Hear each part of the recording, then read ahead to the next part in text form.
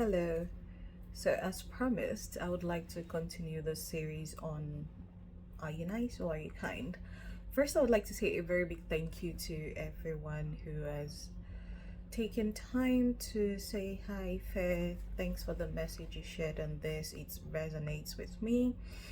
Thanks for all the feedback on the different videos I've put up. It is quite encouraging to know that people actually find some of these messages useful. Actually, a lot of people reached out, especially concerning this particular topic, being nice and being kind, and that's really interesting.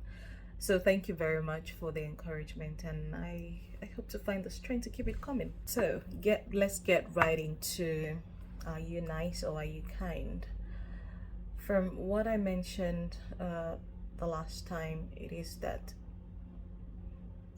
if you look around you, what you probably see now is a lot of nice people, and kindness is sometimes demonized, and because of that people are forced to be nice. Some people actually want to exhibit attributes of kindness, but because they still want an environment that is so accepting, an environment that is more comfortable for them, they choose to be nice rather than being kind.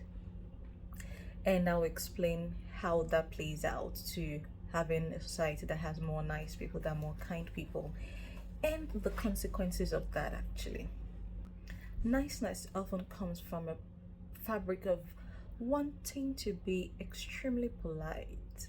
You don't want to do anything upsetting, you don't want to say anything upsetting. You want to be a comfort zone for a lot of people. Sometimes this might be a reflection of your fear of conflict. And what is more worrying is when it's a reflection of your desire to be liked by a lot of people. Because when you have a strong desire to be liked by people, it speaks to one, low self-esteem. Number two, it speaks to lack of integrity and the desire or the dire need to cover up something. So if people like you, they probably are clouded when it comes to critically evaluating you as a person. So your desire to be liked might be because you lack self-esteem. You don't feel good in the company of yourself. You need validation from others, and the number of people you're able to garner for that validation is how much of value you think you bring to the table. Okay. Or number two is you are empty. Okay. Or you lack credible content, and because of that you want to mask your incompetence by doing other things that would distract people from it. Due to all those desires and complexities and dynamics, there is always a hint of desperation in people who exhibit niceness. I also mentioned the last time that niceness bows to expectation, it succumbs to expectation. And this is usually very, very troubling. And here is why. A couple of times you know your answer, or you know the right answer to a situation is no. That will be the honest answer. And you know that saying yes would destabilize a lot of things, but you would rather selfishly choose to stay in the good books of the people participating, rather than stand for something that will ensure stabilization. So in other words, you would rather pitch your tent with something that is wrong, bad, or evil than call it out. Because if you call it out, you will upset people, you will zoom out of that comfort zone that you are for a lot of people, and you'll be challenging them. And that might trigger the conflict that you so dread. And that might make people stop liking you. So you don't want to risk all of that all of that facade that you've used as your own strength. And because of that, you pitch your tent for something that is wrong rather than standing for something that is true and right. So niceness also puts the community, the society, wherever you are, having a lot of people acting nice around can put the dynamics in a very shaky form, whereby people will conform to anything. They'll give you thumbs up just so that nobody is upset, nobody is offended. As a leader, if you're the leader of a place, whether you're a boss in the office or you head an organization or wherever you seem to have a leadership position, when you have a lot of nice followers, you have to be very careful, because then you don't have people who can critique you. You don't have people who can challenge decisions that might be driving your organization away from the vision and the mission. What you have then are people who applaud you even when it is wrong. Some people don't even take time to process whatever you will say. They are on default. Anything you say will be right, because they always want to be in the books of when you flip back. Oh, that person always agrees with me. But as a leader, you should be much more conscious of people like that, because they are the type of people that will drive your organization away from achieving its goals. I will be careful to have nice friends around me as well, because the essence of friendship is that you have people that can call you out when you are deviating, okay?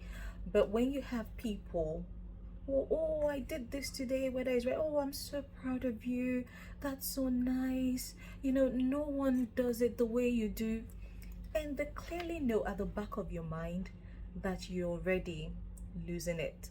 So instead of them calling you together to say, oh, baby girl, I love you, what you're doing is not it right now, you need to get yourself together and get back on track, they would rather want, oh no, I don't want her to be angry. So instead of that, they will watch you dip yourself into a grave, or dip yourself in a mudslide, rather than calling you back. And when that happens, they will still be there to give you a hug and tell you, oh, I'm so sorry, I'm here for you whenever you need somebody to talk to. Kindness, on the other hand, most times comes with brutal honesty. I'll use myself as an example. A common thing that my mentees will probably say about me is that I give tough love. I am not validating that as the best approach to living life. I am only speaking about what works for me. I'm able to give tough love because it helps me to suppress the emotions that can cloud my judgment at that moment. But my intention, my goal is always to make sure that whatever situation we are addressing gets resolved in the most honest and logical way. I would actually say embrace people in your circle who gives you tough love, people who will bash you when you mess up, but they are right there to pick you up and clean up your mess. Those are the people that you need to sharpen your head. At least for me, it works. So kindness comes with a lot of brutal truth, comes with integrity though, because when you're truthful about your stance on certain issues, you can prevent a lot of damage from happening. Then you become a credible brand. Your integrity speaks before you. Kindness is not interested in making anybody comfortable, but kindness is insistent on making people better. It is not about your comfort, it is about your betterment. That is what kindness does. And most times it is not wrapped in softness. It doesn't come with this sweet, cuddly, fluffy feel that people like. Because I realize we're in such a very fragile society where people desire to be babied, looking out for a nanny. So when you want to speak So you want to speak to a person, you have to be very careful to choose the words so that you don't hurt their emotions. So that I am not saying go out there and be rude to people. That is completely different. But sometimes tell people what they need to hear. And here is why. As humans, we are very different in how much we are able to tap into the potentials within us. And when we fall into a situation whereby we are surrounded by people, rather than telling us the truth about that would lead us to dig deeper into the inner person and the potentials that we carry, but we fall within people who are major enablers. For instance, you're unable to do something.